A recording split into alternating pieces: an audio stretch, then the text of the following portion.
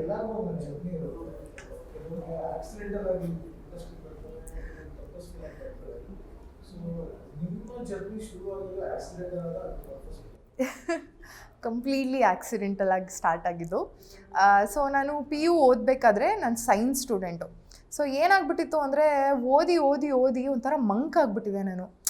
ಏನರಲ್ಲೂ interest ಇಲ್ಲ. ನಮ್ಮಪ್ಪ ಏನಕ್ಕೆ ಇವಳು ಎಷ್ಟು ಮಂಕ್ ಆಗಿಬಿಟ್ಟಿದ್ದಾಳೆ, ಸರಿ ಆಯಿತು ನಾನು ಅವಳನ್ನ ಒಂದೆಲ್ಲೋ ಒಂದು ಕಡೆ ಎಂಗೇಜ್ ಮಾಡೋಣ ಅಂದ್ಬಿಟ್ಟು ನಮ್ಮ ಡ್ಯಾಡಿ ಏನು ಮಾಡಿದ್ರು, ಬಣ್ಣ ನಾಗರಾಜ್ ಕೋಟೆ ಅವ್ರದ್ದು ಹೊಸಕೆರಳ್ಳಿಲಿ ಬಣ್ಣ ಅಂತ ಆ್ಯಕ್ಟಿಂಗ್ ಸ್ಕೂಲ್ ಇದೆ, ಆ್ಯಕ್ಟಿಂಗ್ ಕ್ಲಾಸಸ್ ತಗೊಳ್ಳೋರು. ಸೊ ಅಲ್ಲಿಗೆ ನನ್ನ ಕರ್ಕೊಂಡೋಗಿ ಜಾಯಿನ್ ಮಾಡಿಸಿದ್ರು. ಈ ಥರ ಇವಳಿಗೂ ನಮ್ಮ ಅಪ್ಪಂಗೆ ತುಂಬ ಇಂಟ್ರೆಸ್ಟು, ಅಂದರೆ ಥಿಯೇಟರ್ ಆಗಿರಲಿ, ನಾಟಕ ಆಗಿರಲಿ, ಡ್ರಾಮಾ ಆಗಿರಲಿ, ಅವ್ರಿಗೆಲ್ಲ ಒಂಚೂರು ಇಂಟ್ರೆಸ್ಟ್ ಇತ್ತು ಮುಂಚೆನೂ. ಸೊ ಹೋಗು, ನಿಂಗೊಂದು ಮೈಂಡ್ ಒಂದು ಕಡೆ ಎಲ್ಲೋ ಎಂಗೇಜ್ ಆಗಿರುತ್ತೆ, ಯಾವಾಗಲೂ ಓದ್ತಾನೆ ಇರಬೇಡ. ಆ್ಯಂಡ್ ಆಲ್ಸೋ ನಾನು 7 years ಭರತನಾಟ್ಯಂ ಡ್ಯಾನ್ಸರು ನನಗೆ. ಬಟ್ ಎಜುಕೇಷನ್ಗೋಸ್ಕರ ನಾನು ಅದನ್ನು ಮಧ್ಯದಲ್ಲಿ ಕ್ವಿಟ್ ಮಾಡಿಬಿಟ್ಟಿದ್ದೆ. ಸಾಕು, ಆಗ್ತಾಯಿಲ್ಲ ನನಗೆ, ತುಂಬ ಸ್ಟ್ರೆಸ್ ಆಗ್ತಿದೆ ಅಂತ. ಸೊ ಹಾಗಾಗಿ ನಮ್ಮ ಡ್ಯಾಡಿ ಕರ್ಕೊಂಡು ಹೋಗಿ ನನ್ನ ಅಲ್ಲಿ ಸೇರಿಸಿದ್ರು, ನಾಗರಾಜ್ ಕೋಟೆ ಸರ್ ಹತ್ರ ಸೇರಿಸಿದ್ರು. ಅಲ್ಲಿ ಸೇರ್ಕೊಂಡ್ಮೇಲೆ ನನಗೆ ಆ್ಯಕ್ಟಿಂಗ್ ಮೇಲೆ ಇಂಟ್ರೆಸ್ಟ್ ಜಾಸ್ತಿ ಆಯಿತು.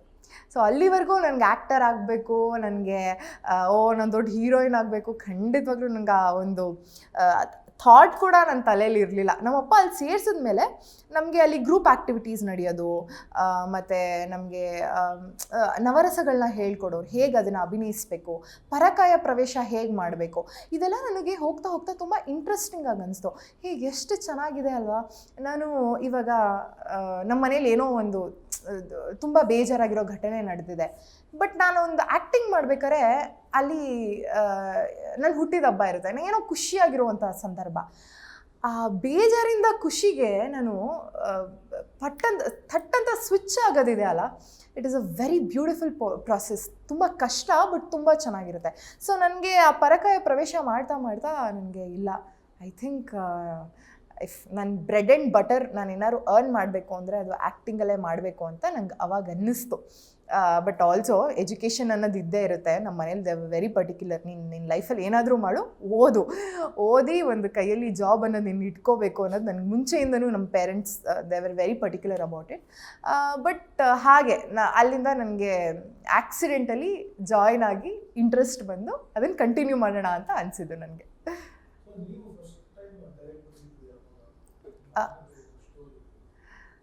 ಫಸ್ಟ್ ಟೈಮ್ ನನ್ನ ತೆರೆ ಮೇಲೆ ಬಂದಿದ್ದು ವಾರಸ್ದಾರ ಅಂತ ಸೀರಿಯಲ್ ಜಿ ಕನ್ನಡದಲ್ಲಿ ಬರ್ತಾಯಿತ್ತು. ಆವಾಗ ಐ ವಾಸ್ 17 ಅವಾಗ, PU ಸೆಕೆಂಡ್ PU ಟೈಮ್ ಅವಾಗ ನನಗೆ. ಸೊ ಐ ವಾಸ್ 17 ಅವಾಗ ನಾನು ವಾರಸ್ದಾರ ಸೀರಿಯಲ್ಗೆ ನನ್ನ ಬಣ್ಣದಲ್ಲಿ ನಾವು ಥಿಯೇಟರ್ ಎಲ್ಲ ಮಾಡ್ತಿದ್ವಿ, ಅಂದರೆ ನಾವು ನಾಟಕಗಳನ್ನೆಲ್ಲ ಮಾಡ್ತಿದ್ವಿ. ಥಿಯೇಟರ್ ಶೋಸ್ ಎಲ್ಲ ಕೊಡ್ಬೇಕಾದ್ರೆ ಅಲ್ಲಿ ಒಬ್ಬರು ನನ್ನನ್ನು ನೋಡಿ ನನ್ನ ನಂಬರ್ ಈಸ್ಕೊಂಡು ನಮ್ಮ ಅಪ್ಪ ಅಮ್ಮನ ಹತ್ರ ಮಾತಾಡಿ ವಾರಸ್ದಾರ ಸೀರಿಯಲ್ಗೆ ನನ್ನನ್ನು ಅಪ್ರೋಚ್ ಮಾಡಿದ್ರು. ಸೊ ನನ್ನ ಮೊದಲನೇ ಎಂಟ್ರಿ ಅಥವಾ ನನ್ನ ಮೊದಲನೇ ಸೀರಿಯಲ್ ವಾರಸ್ದಾರ. ಅದಾದಮೇಲೆ ವಾರಸ್ದಾರ ನನಗೆ ಸೆಕೆಂಡ್ PU ಟೈಮಲ್ಲಿ ಇದ್ದಿದ್ದ ಕಾರಣ ಒಂದು 10 days ಶೂಟಿಂಗ್ ಮಾಡಿದೆ.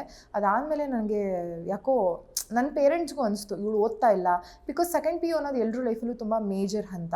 ಸೊ ನಮ್ಮ ಅಪ್ಪ ಅಮ್ಮ ಏನು ಮಾಡಿದ್ರು, ನೋಡು ನೀನು ಇದನ್ನು ಆಮೇಲೂ ಮಾಡ್ಕೊಬೋದು, ಫಸ್ಟ್ ನಿನ್ನ ಎಜುಕೇಷನ್ ಇದೆಲ್ಲ ಬೇಸಿಕ್ ಇದೇ, ನಿನ್ನ ಲೈಫ್ನ ಒಂದು ಮಟ್ಟಕ್ಕೆ ತೊಗೊಂಡು ಹೋಗೋದಂದರೆ ಎಜುಕೇಷನ್ನೇ, ಫಸ್ಟು ನೀನು ಇದನ್ನು ಮುಗಿಸ್ಕೋ, ಸೆಕೆಂಡ್ PU ಮುಗಿಸ್ಕೋ, ಒಂದು ಡಿಗ್ರಿ, ಆ ಥರ ನಮ್ಮ ಅಪ್ಪ ಅಮ್ಮ ಹೇಳಿ ನಾನು ಅದನ್ನು ಅಲ್ಲಿಗೆ ಕ್ವಿಟ್ ಮಾಡಿಬಿಟ್ಟೆ. ಒಂದು 10 days ಮಾಡಿದೆ ಅನಿಸುತ್ತೆ ನಾನು ವಾರಸ್ದಾರನ, ಅಲ್ಲೇ ಕ್ವಿಟ್ ಮಾಡಿಬಿಟ್ಟೆ. ಅದಾದಮೇಲೆ ಸೆಕೆಂಡ್ PU ಎಕ್ಸಾಮ್ಸ್ ಎಲ್ಲ ಆದ ತಕ್ಷಣ ನನಗೆ ನಿಹಾರಿಕಾ ಅಂತ ಸ್ಟಾರ್ ಸುವರ್ಣದಲ್ಲಿ ಒಂದು ಸೀರಿಯಲ್ ಸಿಕ್ತು. ಅದು ಅಷ್ಟೇ, ಏನು ಮೇಜರ್ ರೋಲ್ ಏನಿರಲಿಲ್ಲ, ಚಿಕ್ಕ ಪುಟ್ಟ ಅವಾಗ ಬರ್ತಿದ್ದೆ ಸ್ಕ್ರೀನ್ ಮೇಲೆ, ಒಂದು ಫ್ರೆಂಡ್ ರೋಲ್ ಇತ್ತು ನನಗೆ, ಅದನ್ನು ಮಾಡಿದೆ. ಇದ್ರ ಮಧ್ಯದಲ್ಲಿ ನನಗೆ ಡಬ್ಬಿಂಗ್ ಸ್ಟಾರ್ಟ್ ಆಯಿತು. ಅಂದರೆ ನನಗೆ ತುಂಬ ಡಬ್ಬಿಂಗ್ ಪ್ರಾಜೆಕ್ಟ್ಸ್ಗಳು ಬರೋಕ್ಕೆ ಸ್ಟಾರ್ಟ್ ಆಯಿತು. ನನ್ನ ಭಾಷೆ ಮೇಲಿದ್ದಂಥ ನನಗೆ ಒಂದು ಹಿಡಿತ, ಕನ್ನಡದ ಮೇಲಿದ್ದಂಥ ಹಿಡಿತ, ಆ್ಯಂಡ್ ನನಗೆ ಓದೋಕ್ಕೆ ಬರೆಯೋಕ್ಕೆ ಚೆನ್ನಾಗಿ ಬರ್ತಿದ್ದ ಕಾರಣ ಡಬ್ಬಿಂಗ್ ನನಗೆ ತುಂಬ ಆಪರ್ಚುನಿಟೀಸ್ ಬರೋಕ್ಕೆ ಸ್ಟಾರ್ಟ್ ಆಯಿತು. ಆ್ಯಂಡ್ ನಾನು ಡಬ್ಬಿಂಗ್ ಆಲ್ಮೋಸ್ಟ್ ಒಂದು 4-5 years ಮಾಡಿ, ನನ್ನ ಕಾಲೇಜ್ ಡಿಗ್ರಿ ನಂಗೆ ಅದೊಂಥರ ಪಾಕೆಟ್ ಮನಿ ಥರ ನನಗೆ ಡಬ್ಬಿಂಗು. ನಾನು ಡಿಗ್ರಿ ಮಾಡಬೇಕಾದ್ರೂ ಕೂಡ ನಾನು ಡಬ್ಬಿಂಗ್ ಮಾಡ್ತಿದ್ದೆ. ಈ ಸ್ವಲ್ಪ ದಿವಸ ಕನ್ನಡ ಸೀರಿಯಲ್ಗೆ ಡಬ್ಬಿಂಗ್ ಮಾಡ್ತಿದ್ದೆ ನಾನು. ಆಮೇಲೆ ಈ ಡಬ್ಡ್ ಬೇರೆ ಭಾಷೆಯಿಂದ ಕನ್ನಡಕ್ಕೆ ಭಾಷಾಂತರ ಮಾಡುವಂಥ ಸೀರಿಯಲ್ಗಳು ಬಂದಾಗ ಅದಕ್ಕೂ ಡಬ್ಬಿಂಗ್ ಮಾಡ್ತಾ ಇದ್ದೆ ನಾನು. ಫುಲ್ ಫ್ಲೆಜ್ ಸೀರಿಯಲ್ ಮಾಡಿದೆ ನಾನು ರಾಮಾಚಾರಿ. ಸೊ ಫುಲ್ ಫ್ಲೆಡ್ ಸೀರಿಯಲ್ ಮಾಡೋಕ್ಕಿಂತ ಮುಂಚೆ ನಾನು ನನ್ನ ಪಿ ಯು ಆದ ತಕ್ಷಣ ನನಗೆ ವಾರಿಸ್ದಾರ ಮಾಡಿದೆ, ನಿಹಾರಿಕಾ ಮಾಡಿದೆ. ಅದಾದಮೇಲೆ ನನಗೆ ಒಂದು ಕಾಲೇಜ್ ಕುಮಾರ ಅನ್ನೋ ಒಂದು ಮೂವಿಲೂ ನನಗೊಂದು ಆಪರ್ಚುನಿಟಿ ಸಿಕ್ತು. ಸೊ ಅದರಲ್ಲೂ ನಾನೊಂದು ಫ್ರೆಂಡ್ ರೋಲಲ್ಲಿ ನಾನು ಆ್ಯಕ್ಟ್ ಮಾಡಿದೆ ಅದರಲ್ಲಿ. ಅದಾದ ತಕ್ಷಣ ನನಗೆ ಬಂದಿದ್ದು ಪ್ಯಾಟೆ ಹುಡುಗಿರ ಹಳ್ಳಿ ಲೈಫ್. ನನ್ನ ಲೈಫ್ನ major turning point ಪ್ಯಾಟೆ Hudugir Halli life. ಯಾಕೆ ಹೇಳ್ತಾ ಇದ್ದೀನಿ ಅಂದರೆ ಇವತ್ತಿನವರೆಗೂ ನನ್ನನ್ನು ಎಲ್ಲರೂ ರೆಕಗ್ನೈಸ್ ಮಾಡಿದೆ, ಪ್ಯಾಟೆ ಹುಡುಗಿರ ಹಳ್ಳಿ ಲೈಫ್ ಬಿಗ್ನ ನೀವು ಅಂತ. ಸೊ ಹಾಗಾಗಿ ಆವಾಗ ಜಸ್ಟ್ ಪಿ ಯು ಮುಗ್ದಿತ್ತು, ಡಿಗ್ರಿಗೆ ಜಾಯ್ನ್ ಆಗಿದೆ ನಾನು. ನನ್ನ ಫ್ರೆಂಡ್ ಒಬ್ಬಳಿದ್ಲು, ನನ್ನ ಡಿಗ್ರಿ ಮೇಟ್. ಅವಳಿಗಿದೆಲ್ಲ ತುಂಬ ಇಷ್ಟ, ಈ ಥರ ರಿಯಾಲಿಟಿ ಶೋಸ್ಗೆ ಹೋಗಬೇಕು, ಆಡಿಷನ್ಸ್ ಕೊಡಬೇಕು. ಫೇಸ್ಬುಕ್ಕಲ್ಲಿ ಒಂದು ಪೋಸ್ಟ್ ನೋಡಿದಾಳೆ, ಈ ಥರ ಪ್ಯಾಟೆ ಹುಡುಗಿರ ಹಳ್ಳಿ ಲೈಫ್ ಸೀಸನ್ 4ಗೆ ನಾವು ಆಡಿಷನ್ ಕಾಲ್ ಮಾಡ್ತಾ ಇದ್ದೀವಿ, ಯಾರ್ಯಾರು ಇಂಟ್ರೆಸ್ಟ್ ಇದೆ ಬನ್ನಿ ಅಂತ. ಸೊ ಅವಳೊಬ್ಬಳೇ ಹೋಗಬೇಕಲ್ಲ, ಈ ಹೆಣ್ಮಕ್ಳು ಹಂಗೆ ಅಲ್ವಾ, ಎಲ್ಲರೂ ಶಾಪಿಂಗ್ ಹೋಗಬೇಕು ಅಂದರೆ ಯಾರು ಜೊತೆಗಿರಬೇಕು, ಎಲ್ಲ ಒಂದು ಕಡೆ ಎಲ್ಲ ಫಂಕ್ಷನ್ಗೆ ಹೋಗಬೇಕು ಅಂದರೆ ಅವ್ರ ಜೊತೆಗಿರಬೇಕು. ಹಾಗೆ ಅವಳು ಈ ಬಾರೆ ಹೋಗೋಣ ಅಂತ ನನ್ನ ಕರ್ಕೊಂಡು ಹೋದವಳು. ಸೊ ನಾನು ಅವಳೇ ಕೊಡಲಿ ಬಿಡು ನನಗೇನು ಅಂತ ನನ್ನ ಪಾಡಿಗೆ ಸುಮ್ಮನೆ ಜಸ್ಟ್ ಕಂಪನಿಗೆ ಹೋಗಿದ್ದು ನಾನು ಅವಳ ಜೊತೆ. ಬಟ್ ಅಲ್ಲಿ ಅವ್ರು ಆಡಿಷನ್ ತೊಗೊತಾರಲ್ಲ, ಅಲ್ಲಿ ಬರ್ಸ್ಕೊಳ್ಳೋರು, ನೀವು ಹಾಕಿ ಮೇಡಮ್ ನೋಡಿ, ಒಂದು ಟ್ರೈ ಕೊಡಿ ಏನಾಗುತ್ತೋ ನೋಡೋಣ ಅಂತ ಅವ್ರಂದರು. ಸರಿ ಇನ್ನೇನು ಟ್ರೈ ಮಾಡೋದ್ರಲ್ಲಿ ನನ್ನ ಮೈಂಡಲ್ಲಿ ಏನು ಅಂದರೆ ನಾವೆಲ್ಲ ಎಲ್ಲಿ ಸೆಲೆಕ್ಟ್ ಆಗ್ತೀವಿ, ಎಲ್ಲ ಚಿಕ್ಕ ಹುಡುಗಿರು ನಾವು, ಅದಕ್ಕೆಲ್ಲ ಓಕೆ ಒಂದು ಸ್ವಲ್ಪ ದೊಡ್ಡವರಾಗಿ ಆ್ಯಂಡ್ ಏನಾದ್ರು ಸ್ವಲ್ಪ ಹೆಸರು ಮಾಡ್ಕೊಂಡಿರೋನೇ ತಗೊಳ್ಳೋದು ಅನ್ನೋದು ನನ್ನ ತಲೆಯಲ್ಲಿತ್ತು. ನಾನೆಲ್ಲಿ ಸೆಲೆಕ್ಟ್ ಆಗ್ತೀನಿ ಅಂತೆಲ್ಲ ಅಂದ್ಕೊಂಡೆ. ಹಾಗೂ ಆಡಿಷನ್ ಇದು ಕೊಟ್ಟೆ ನಾನು, ಅದೇನು ಹೇಳ್ತಾರೆ ಆಡಿಷನ್ ಪೇಪರ್ಸ್ ಎಲ್ಲ ನಾನು ಅವ್ರಿಗೆ ಕೊಟ್ಟೆ. ಅದಾದಮೇಲೆ ನನಗೆ ಸ್ಟಾರ್ ಸುವರ್ಣದಿಂದ 3 ದಿವಸ ಆದಮೇಲೆ ಕಾಲ್ ಬಂತು, ಈ ಥರ ನಾವಿಲ್ಲಿ ಆಡಿಷನ್ ಸುವರ್ಣದಲ್ಲಿ ಸೆಕೆಂಡ್ ರೌಂಡ್ ಆಡಿಷನ್ ಮಾಡ್ತಾಯಿದ್ವಿ ಬನ್ನಿ ಅಂತ.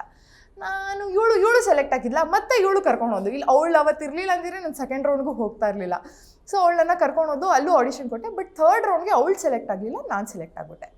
ಥರ್ಡ್ ರೌಂಡ್ ಫಿಸಿಕಲ್ ರೌಂಡ್ ಇತ್ತು ನಮಗೆ. ಸೊ ನನಗೆ ಅನಿಸ್ತು, ಏನಿದು, ನಾನು ಬೇಡ ಅಂದರೂ ಇದು ನನ್ನನ್ನೇ ಹುಡ್ಕೊಂಬರ್ತಿದ್ಯಲ್ಲ, ಸರಿ ಆಯಿತು ಟ್ರೈ ಮಾಡೋಣ ಅಂದ್ಬಿಟ್ಟು ನೋಡೋಣ, ಇನ್ನೂ ಒಂದು ರೌಂಡ್ ಇದೆ, 50-50 ಚಾನ್ಸಸ್ ಆದರೂ ಆಗ್ಬೋದು, ಇಲ್ಲದಿದ್ರೂ ಇರ್ಬೋದು, ಏನೇ ಆದರೂ ಬೇಜಾರು ಮಾಡ್ಕೋಬಾರ್ದು ಅಂತ ಅಂದ್ಕೊಂಡಿದ್ದೆ. ಹಂಗೂ ಬಂತು ನನಗೆ. ಥರ್ಡ್ ರೌಂಡು ಮಾಡಿದೆ. ಥರ್ಡ್ ರೌಂಡ್ ಎಷ್ಟು ವರ್ಸ್ಟಾಗಿ ಮಾಡಿದ್ದೆ ಅಂದರೆ, ಒಂದು ಹರ್ಡಲ್ ಇತ್ತು, ಹರ್ಡಲ್ ಕ್ರಾಸ್ ಮಾಡೋಕ್ಕೂ ಆಗಲಿಲ್ಲ. ನಾನು ಅಂದ್ಕೊಂಡೆ ಮುಗೀತು, ಇಲ್ಲೇ ಬಿಡು, ನನ್ನನ್ನು ಸೆಲೆಕ್ಟ್ ಮಾಡಲ್ಲ ಇವರು ಅಂತ. ಬಟ್ ಆಮೇಲೆ ನೋಡಿದ್ರೆ 4th ರೌಂಡು 1-1 ಕರೆದ್ರು. ಒಂದು 300-400 ಹುಡುಗಿರಲ್ಲಿ ಲಾಸ್ಟಲ್ಲಿ ನಾವು ಒಂದು 25 ಜನ ಫೈನಲ್ ರೌಂಡಿಗೆ ಸೆಲೆಕ್ಟ್ ಆದ್ವಿ.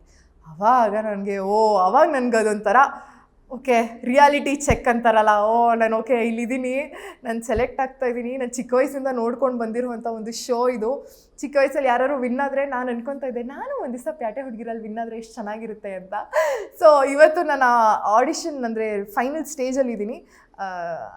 ಗಾಡ್ ಗ್ರೇಸ್, ನಾನು ಸೆಲೆಕ್ಟ್ ಆದೆ, ನಾನು ಫೈನಲಿಸ್ಟ್ ಕೂಡ ಆದೆ ಶೋ ಅಲ್ಲಿ. Everything comes to you at the right time ಅಂತಾರಲ್ಲ, ಹಾಗೆಯೇ ಆ ಏಜಲ್ಲಿ ನನಗೆ Pyate Hudugir Halli life it changed my life. I am very thankful to Star Suvarna ನನಗೆ ಒಂದು ಆಪರ್ಚುನಿಟಿ ಕೊಟ್ಟಿದ್ದಕ್ಕೆ. ಇವತ್ತು ನಾನು ಏನಾಗಿದ್ದೀನಿ ಅದಕ್ಕೆ ಬುನಾದಿನೇ ಪ್ಯಾಟೆ ಹುಡುಗಿರ ಹಳ್ಳಿ ಲೈಫ್.